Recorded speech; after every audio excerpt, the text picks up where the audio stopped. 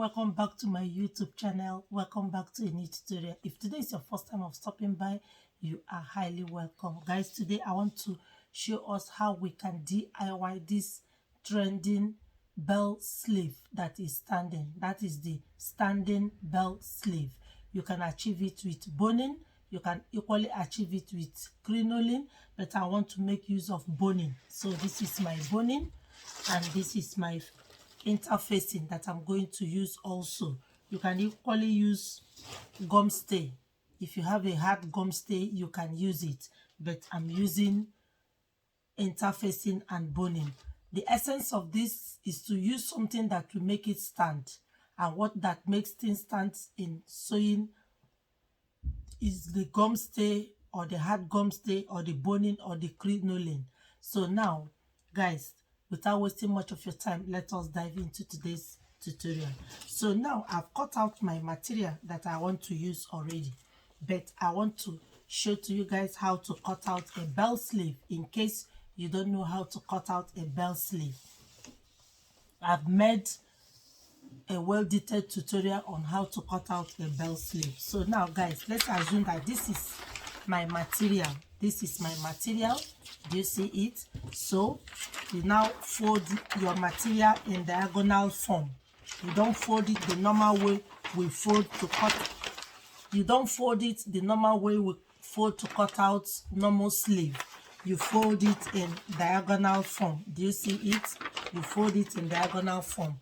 So now, after folding it, you now check where you have your shoulder measurement. My shoulder measurement is 7.5 plus half inch allowance is 8 inches. So let's assume that here is my 8 inches. I'll now mark it. Anywhere that you measure and have your shoulder measurement, you mark there as your starting point. So let's assume that here is my starting point. So I now mark here as my starting point. So after marking here, the next thing to do is to take my caps measurement. I hope we know how to take our caps measurement. The formula for it is your bust, whatever that is your bust circumference, divided by 12 and add half inch to it, and that is your caps height. Mine is 3.6. So my bust measurement is 38 divided by 12. You have 3.1. Add it half inch seam allowance. You have 3.6. So let's assume that here is our 3.6. You mark 3.6 on this side and you mark 3.6 on this other side, and you make it into a straight line. Do you see it? You make it into a straight line. So after making it into a straight line, so from this point now to this point, you make a straight line. Do you see it? Now you've made a straight line. So you look for the midpoint. My midpoint is here, 3.5, because I have 7 inches. I have 7 inches, so my midpoint is here. So from this midpoint, I'll go up by half inch. So I'll make a line to it. Then from this half inch that I went up, I'll make a straight line to this point. And I'll use my armhole curve to make a curve to it. Or if you don't have an armhole curve, you can equally use your free hand just to curve it in this form. Do you see it? If you don't have an armhole curve, you can do that. So on this point now that you go up by half inch, you divide it in 2. On the middle, you have 0.25 here. Do you see it here? So from there, you go down again. From there, you now connect it. We are now making the front armhole. This is the back armhole. The first one is the back armhole. Do you see it? Is the back armhole. That is what we are making. The first one is the back armhole. We have achieved our back armhole. Do you see it? So now this half inch now that you went up, divide it in 2. So from there, connect it back to this point. So you connect it again with a little curve. you connect it. We are making our front armhole. So now this is my armhole cuff. I said you can equally use your free hand or your armhole cuff. If you have your armhole cuff, you use it to curve it. Do you see it? If you don't have, you use your free hand. So now this 1/2 inch that you went up, divide it in two. In the middle, come back again to curve it with your armhole cuff on this point again. Do you see it? We are trying to create our front armhole. Then on this point now that you divided into two, come down, you know you went up by 1/2 inch, then come down also by 1/2 inch here. We are trying to get our front armhole. So now when you come down by that 1/2 inch, you now connect it to this point. Do you see it? Then you now curve it. Curve the one you divide into to meet this. Do you see it? So you now curve it. So you have gotten your front armhole, and this other one is the back armhole. So now you take your measurement. Whatever measurement you want to take is your choice. Then let's assume that we want to take from this point now. We take our measurement. Here is 11 inches. I'll go through 11 inches all round. 11 inches. And on this side 11 inches. Do you see it?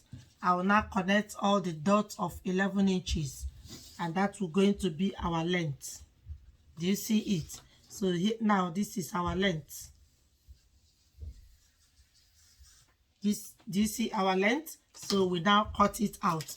If you want to know if you are on the right path or not, after you have finished cutting, carving, after you have finished drafting the armhole curve, you can use your tape to measure to see if it rhymes with your armhole measurement. If you don't have it, then you come down a little more. But when you use your shoulder measurement to get the line where you start, you are going to get exactly your armhole measurement with allowance. So this is how to achieve our belt sleeve. So now the next thing to do is just to cut it out. First, you cut on the front, the back armhole. First, cut the back armhole. Do you see it? Then you cut the length.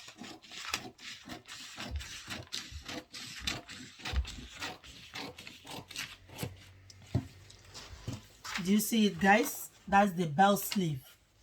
So you have achieved it. So now, guys, we have cut it out. Do you see it? This is the back panel. We cut first, then you open it up. You open it up in this form. Don't mind here, it is not long enough. This is just an example. This is, if you have your material long, you are going to have this also on this side. This is on this way because it is not as long as here. I just want to show to you guys how to achieve it. So now you open it up and you cut out your front armhole. So this is the front armhole. Do you see it? You open it up, then you cut your front armhole.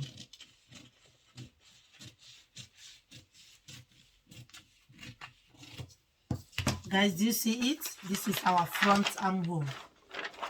Do you see it? So this is the way I'm going to cut out the belt sleeve. I'm going to use now to show us how to achieve the standing belt sleeve. So these are my panels. This is the back armhole, and when I turn it, you will now see the front armhole. Do you see it? So this is why I say if you have your material complete, the down is going to be equal. Do you see my down is equal? Do you see it? So now this is the front panel.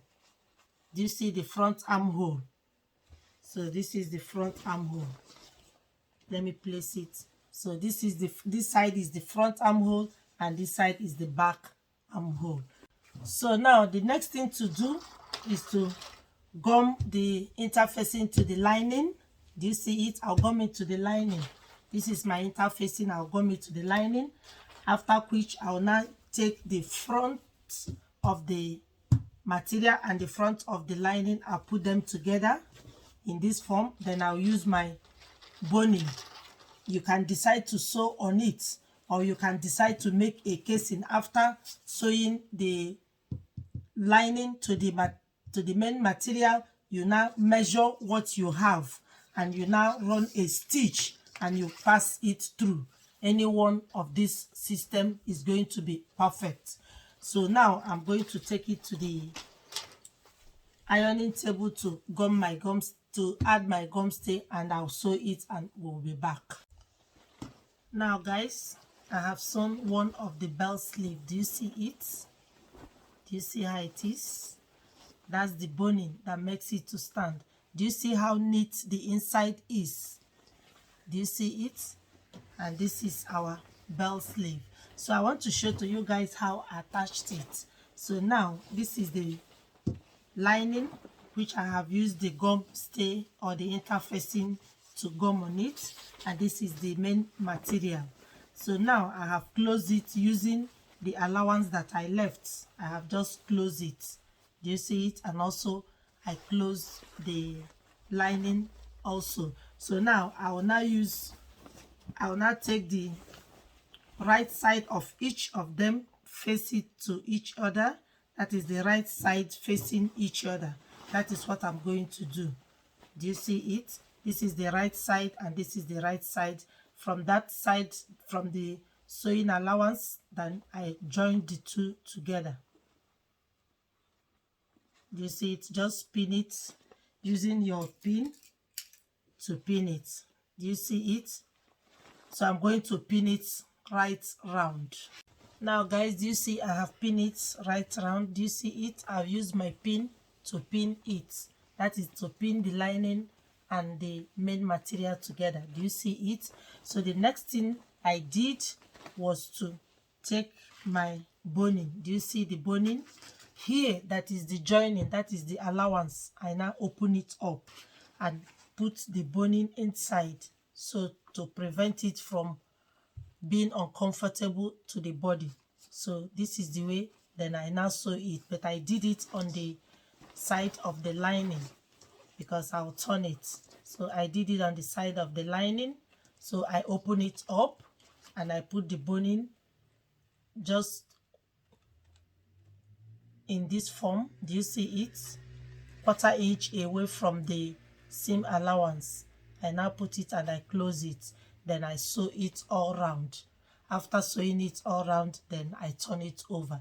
That is how I achieve this. Do you see it? So beautiful. Do you see how it is? So I'm going to do this now. I'm going to place it in this form. I use it to sew it round, and when I come to this side, I also put it inside and cover it with the seam allowance. Then I'll sew it. So do you see it? So that is the way to join it. Do you see it, guys? I've joined our boning. So the next thing to do now is just to remove the pins. To take it, I've removed all the pins. So the next thing to do is just to fold it, to turn it over. So guys, do you see it?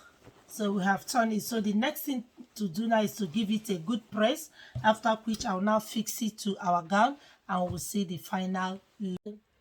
So guys, this is the final look of our bell sleeve. Do you see it? So this is how the bell sleeve will turn out to be, the way we made it.